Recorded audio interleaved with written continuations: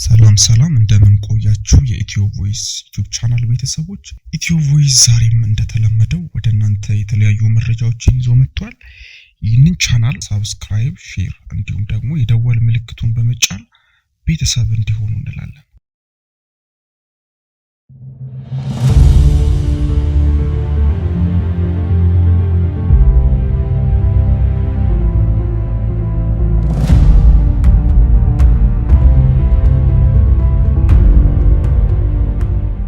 እስካሁን ማህተሙ በእጄ ነው። የጊዜያዊ አስተዳደሩ ፕሬዝዳንት እኔ ነኝ።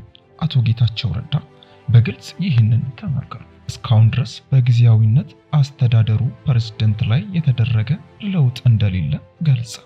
ይህን የገለጹት ከአዲስ አበባ ሆነው ሪዮት ከተሰኘው የማህበራዊ ሚዲያ ፕሮግራም ጋር ባደረጉት ቃለ ምልልስ ነበር። ማህተምም አላስረከብኩም ያሉት አቶ ጌታቸው ምናልባት የሚደረግ ለውጥ ወይንም የሚደረግ ሽግግር ካለ በይፋ እስካውቀው ድረስ የጊዜያዊ አስተዳደሩ ፕሬዝዳንት እንደሆንኩ ነው የማውቀው ብለዋል።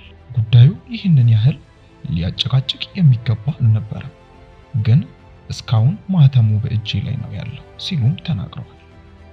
ከሰሞኑን በማህበራዊ ሚዲያ ላይ የፌዴራል መንግስት አቶ ጌታቸው ረዳን አንስቶ ለጀነራል ታደሰ ወረደ ፕሬዝዳንት ለማድረግ ስምምነት ላይ ደርሷል የሚል መረጃ ሲሰራጭ ነበር። በዚህ ጉዳይ ላይ ቃላቸውን የሰጡት አቶ ጌታቸው እኔ የማውቀው ምንም የተደረሰበት ስምምነት የለም ብለዋል።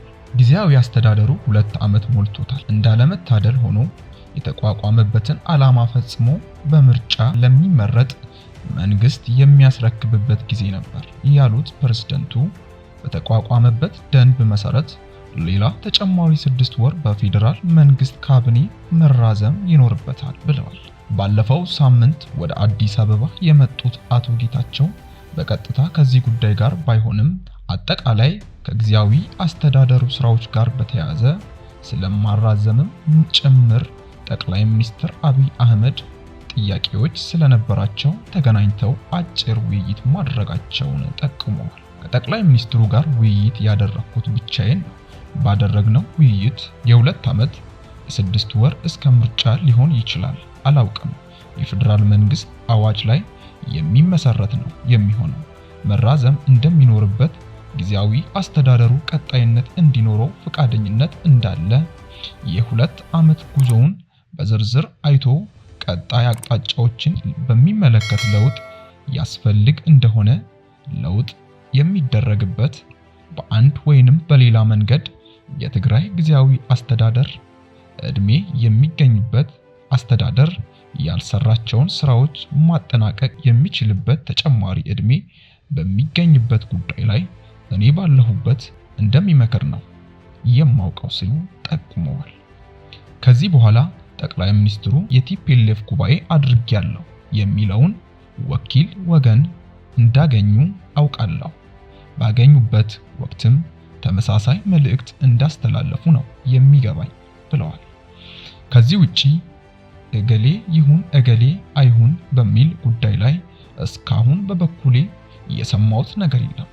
ይህ ሂደት በድብቅ የሚደረግ ስላልሆነ እንደሚወራው እገሌ የሚባል ነገር ካለ ያው በይፋ እስከምሰማው እጠብቃለሁ ሲሉ ገልጸዋል።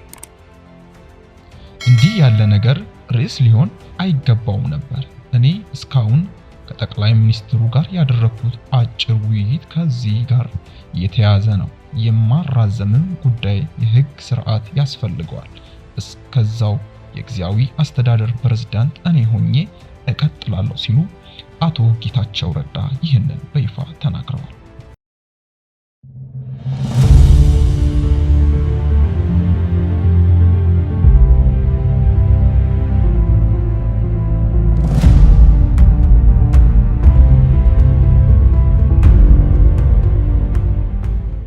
ፓትሮል ይዞ ኤርፖርት ድረስ እንደመጣ በኋላ ሰማን። ካለፈው ሳምንት አንስቶ አዲስ አበባ የሚገኙት የትግራይ ጊዜያዊ አስተዳደር ፕሬዝዳንት አቶ ጌታቸው ረዳ ትግራይ በነበሩበት ሰዓት ደስ የማይሉ ነገሮች እንደነበሩ፣ ለአብነት የሰራዊት እንቅስቃሴ፣ ነገር ግን እሳቸው ለደህንነታቸው የሚያሰጋ ምልክት እንዳላዩ ተናገሩ። ነገር ግን ወደ አዲስ አበባ ለመምጣት መቀሌ አሉላ አባነጋ ኤርፖርት 10 ሰዓት ተኩል በደረሱበት ወቅት እሳቸው የማያውቁት ኬላ በሰራዊት አባላት ተዘርግቶ መንገድም ተዘግቶባቸው እንዳስቆሟቸው አጃቢዎቻቸውንም ጥያቄዎችን መጠየቃቸውን ጠቁሟል። ይህን ቃል የሰጡት ሪዮት ለተሰኘው ማህበራዊ ሚዲያ በሰጡት ቃለ ምልልስ ነው። በግሌ ለደህንነቴ የሚያሰጋ እዚህ ግባ የሚባል ምልክት አላየውም። በእርግጥ ከማገኛቸው መረጃዎች አንጻር በዚህ ሂደት የተሳተፉት የሰራዊት አመራሮች ቀጣይ የእኔ እንቅስቃሴ የመገደብ ፍላጎት እንደነበራቸው እሰማ ነበር። ከነሱ እስካልሰማው ድረስ ከቁም ነገር አልቆጠርኩም። ከምክትሌም ጋር መገናኘት ካቆምን ረጅም ጊዜ ሆኗል። እሳቸው ብዙ ጊዜ ስታይላቸው ነው የሆነ ችግር ሲፈጠር ብዙ ጊዜ ስልክ ማጥፋት ወይም መራቅ ይመርጣሉ። እኔ በዚህ ደረጃ ለህይወቴ የሚያሰጋ እዚህ ግባ የሚባል ነገር አለ ብዬ አስቤ አላውቅም ነበር። ለማንኛውም ያኔ ወደ አዲስ አበባ ጉዞ የምናደርግበት ሰዓት 10 ሰዓት ተኩል መሰለኝ። ኬላ እንደነበረ አላውቅም። ኬላ ተደርጎ ነበር። እንግዲህ እኔ በእጅብ ነው የሚሄደው። ኬላ ሲያስቆሙ የእኔ ጠባቂዎች የምን ኬላ ነው የሚል ጥያቄ አቀረቡ። አጃቢዎቼ የፕሬዝዳንቱ ነው መኪናው ሲሏቸው አይ ማጣራት እንፈልጋለን እንደውላለን አሉ። ከዛ እኔ መስኮት ከፈትኩና ማን ጋ ነው የምትደውሉት? የኔ ጉዞ የሚመለከት ስል እዛ አካባቢ ሲያስተባብር የነበረው ወጣት የሰራዊት ኃላፊ ይመስለኛል። እኔን እንዳየ መከራከር አልፈለገም። መንገዱን ክፈቱለት ይሂድ አለ።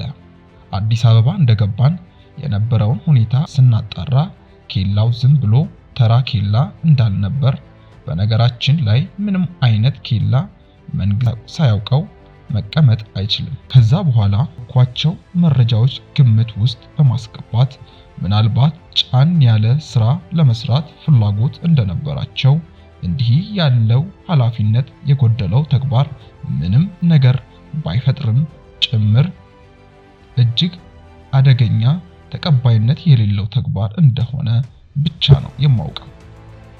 ከዛ እስከመጣሁበት አውሮፕላን ላይ እስከተሳፈርኩበት ሰዓት ድረስ ኬላውን ጭምር አይቼ ይህን ያክል ህይወቴን አደጋ ላይ የሚጥል ነው ሳይሆንም ምናልባት የተለያዩ እንቅስቃሴዎች ይኖራሉ ከዛ ጋር የተያዘ ነው የሚል እምነት ነበረኝ። ከወጣው በኋላ የእነሱ ደጋፊዎች የሆኑ ስለማምለጤ በተደጋጋሚ ሲያወሩ ስሰማ ግን ምናልባት አምልጬ መምጣቴ ማምለጤ ነው የገባኝ። ሐሳቤ የማምለጥ የነበረ ባይሆንም ደጋፊዎቻቸው እና እነሱ የሚከፍሏቸው የሚዲያ ተቋማት ስለማምለጤ ሲያወሩ ምናልባትም ይዘው የነበረ እቅድ መክሸፉን ራሳቸው ናቸው ያጋለጡ ያሉት እንጂ እስከዛ ድረስ የማውቀው ነገር አልነበረም ስል አቶ ጌታቸው ረዳ ከትግራይ ክልል የወጡበትን መንገድ በይፋ ተናግረዋል።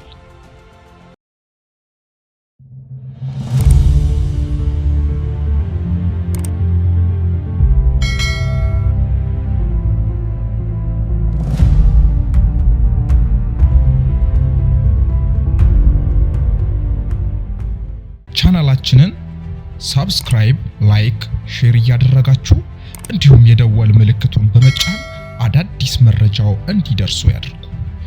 ለላቀ መረጃ ሁሌም እንጥራለን። ኢትዮ ቮይስ የእናንተ ቀዳሚ ምርጫ።